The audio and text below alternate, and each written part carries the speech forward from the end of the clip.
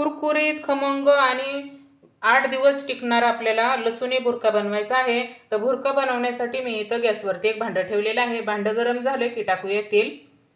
भुर्का बनवताना आहे ना तेल आणि लसूण जास्त लागतं. तेल गरम करून घेऊया.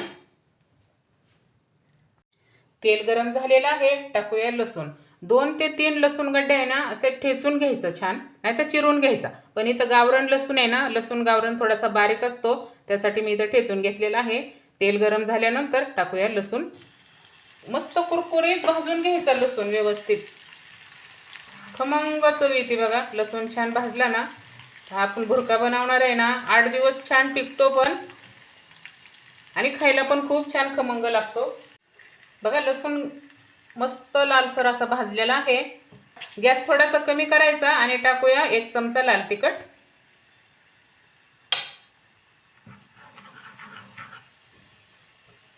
तिखट पण छान भाजून द्यायचं तेलामध्ये. आणि टाकूया चवीपुरतं मीठ.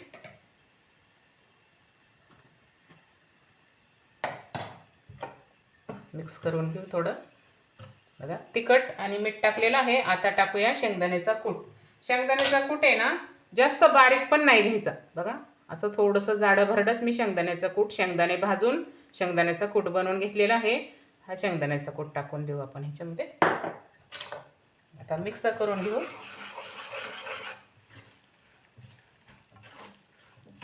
आणि गॅस बंद करून टाकायचा. आता एकदम कुरकुरीत आणि खमंग आपला लसूणी भुर्का इथं तयार झालेला आहे.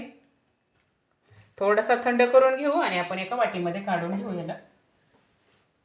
तर भुर्का बनवलेला थोडासा 2 मिनिटं थंड झालेला आहे. भुर्का आपण वाटीमध्ये काढून घेऊ.